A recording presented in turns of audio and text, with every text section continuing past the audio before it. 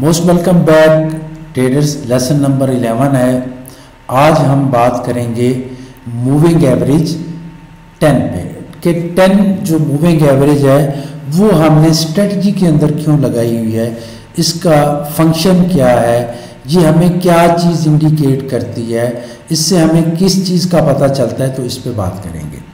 Very simple है traders, जब कोई ट्रेंड बनेगा बड़ा ट्रेंड तो 5 और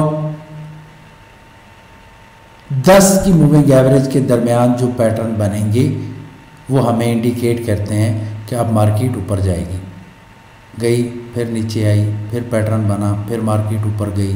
ठीक है, इसी तरह जब इसने लंबा चलना होता है तो ये साथ साथ 5 की मूविंग एवरेज के साथ कंटिन्यू चल रही होती है। ठीक है, एक तो ये हमें ट्रेंड इंडिकेट करती है कि कंटिन्यू ट्रेंड जो है अभी वो बाय या सेल का चल रहा है, क्योंकि ये सीधा होके साथ में चलती रहती है। दूसरा, हमें ट्रेड लेने में ये एक आसानी पैदा करती है कि अगर 5 के ऊपर बन जाए, ठीक है, तो हमें पता है कि बहुत छोटी मूव करेगा।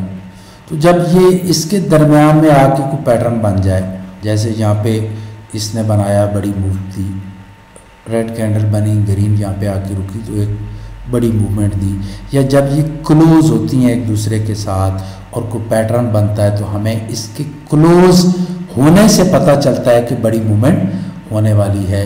तो ये एक तो जो ट्रेंड होता है उसको इंडिकेट कर रही होती है market.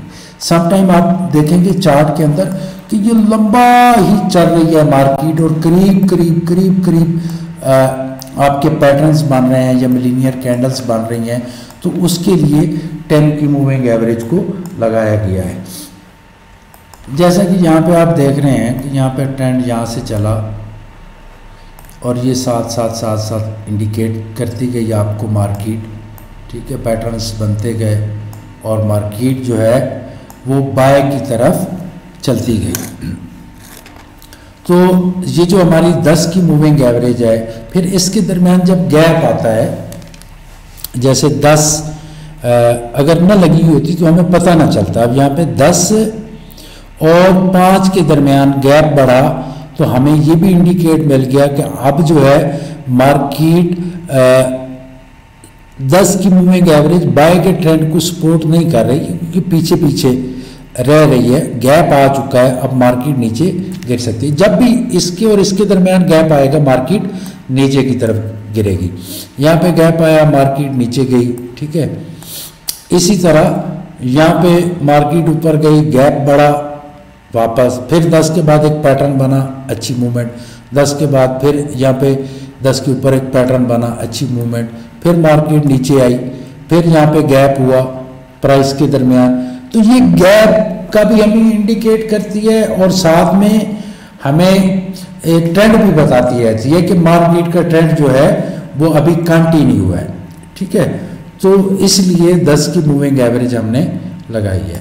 Thank you, have a great and successful future all traders. अल्लाह हाफिज़।